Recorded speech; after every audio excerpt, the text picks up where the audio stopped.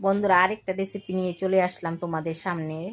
লাউ দিয়ে ইলিশ মাছের মাথা দিয়ে ঘন্ট করব। ইলিশ মাছের টুকরাটা সুন্দর করে কেটে হলুদ মরিচ মাখায় নিছি। আর সোমবারের মধ্যে জিরা, মিষ্টি সস, মেথি, পেঁয়াজ, কাঁচা লঙ্কা আর জিরা টাইলা নিছি, টাইলা একটু বাইটা নিছি। এই দেখো, এই মশলার মধ্যে দিই। আর মাছের মাথাগুলি সুন্দর করে ভাজা নিছি। লাউটা একটু ভাপ দিয়ে নিও বন্ধুরা, ভালো হবে। তারপরে সোমবারের মধ্যে মিষ্টি সস আর জিরা সম্বার দিলাম, পেঁয়াজ কাঁচা লঙ্কা সম্বার দিলাম। তারপরে একটা শুকনো মরিচ অর্ধেক, এটা সম্বার দিব।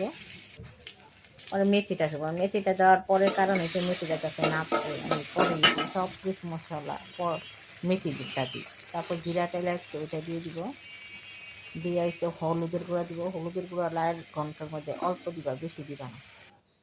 তবে ভাইজা রাখছি মাথাগুলো ওইটা দিয়ে দিব, দিয়ে লাউ লাউ জল সহ লাউটা দিয়ে দিব।